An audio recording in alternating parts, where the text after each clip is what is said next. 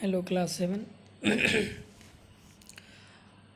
कल हम लोग देख लिए थे कि कैसे साउंड प्रोड्यूस होता है और कैसे एयर जो है वो फेरिंग्स होते हुए ट्रैकिया में, फिर ब्रोंकाई से होते हुए लैरिंग्स होते हुए ये नीचे को आता है। आफ्टर एंटरिंग द लंग्स, यहाँ से हम आज स्टार्ट कर रहे हैं। After entering the lungs the bronchi divides into smaller and smaller tubes called bronchioles.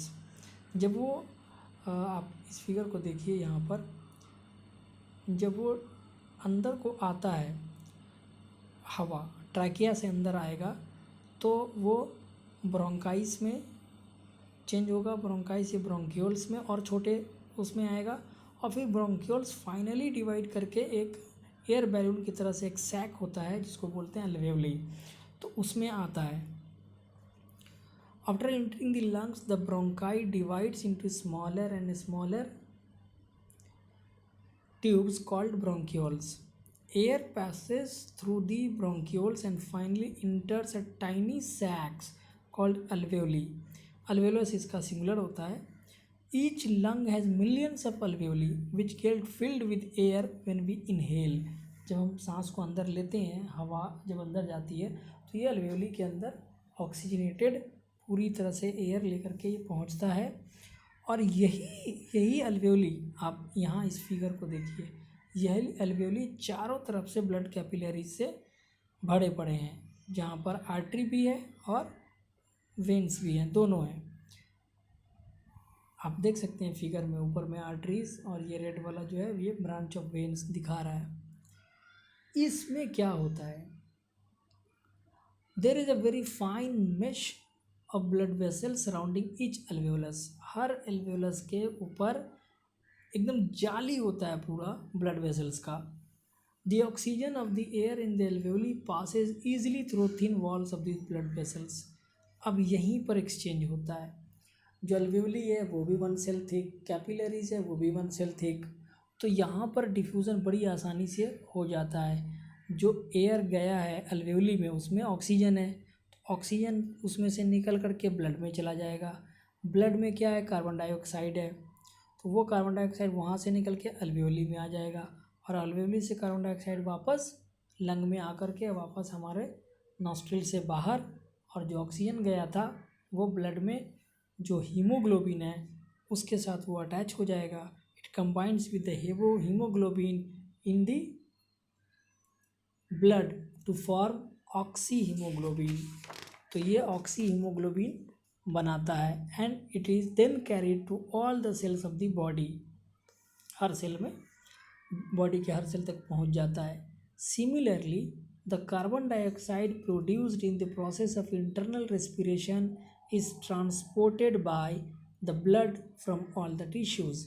और वापस जो कार्बन डाइऑक्साइड है वो हर टिश्यू से उस ब्लड कैपिलरीज के थ्रू अल्वेओलस में आ जाएगा, वहाँ से वो वापस चला आएगा। तो it passes into the alveoli from the blood vessel and is expelled from our lungs.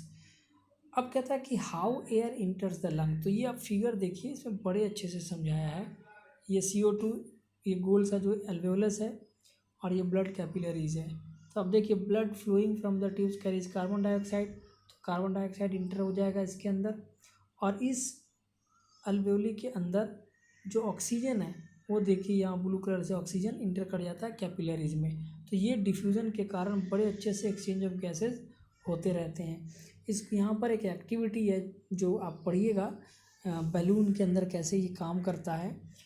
उसके बाद ये बड़ी आसानी से चलता है। When you pull down the rubber sheet the space inside the bottle increases, air rushes in to fill the space and passes through the straw and inflates the balloon.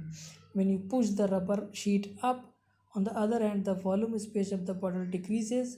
This pushes out the air inside and the balloon gets deflated.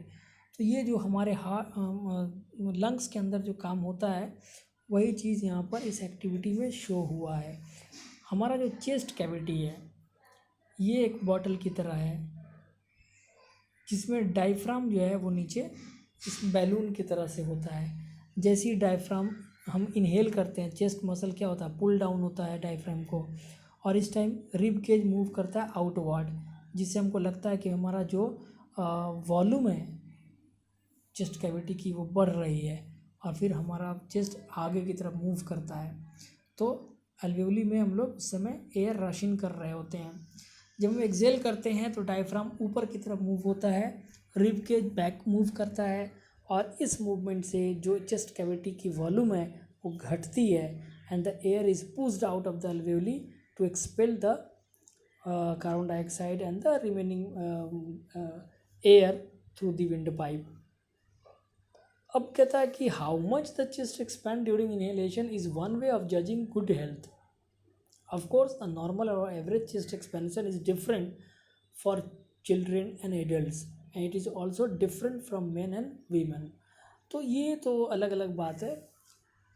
Basically हमको यहाँ पर आज इस topic में समझना था exchange of gases. तो diffusion की वजह से ये जो टॉपिक आप देख रहे हैं यहाँ पर, इसमें आसानी से जो कैपिलरीज है ये तो मैंने एक कैपिलरीज को दिखाया है यहाँ पर जो बुक में दिखाया हुआ है, लेकिन बहुत सारे मेस ऑफ कैपिलरीज है। तो हर कैपिलरीज के साथ ये कार्बन डाइऑक्साइड इंटर कर रहे होते हैं अल्वेओलस से ऑक्सीजन जो है ब्लड कैपिलरीज में इंटर कर रहा होता है। तो ये प्रोसेस चलता रहता है। इसको हम एक लाइन में कहते हैं कि the exchange of gases takes place through diffusion between the alveoli and the mesh of capillaries, blood capillaries present on the alveolus. ठीक है, तो आज की क्लास यहीं पर समाप्त करते हैं। कल मीन्स मंडे को हम लोग देखेंगे एनारोबिक रेस्पिरेशन को, जो कि लास्ट टॉपिक है हमारा, और फिर उसके बाद थिंग्स टू रिमेंबर करके और क्वेश्चन आंसर्स पर चलेंगे।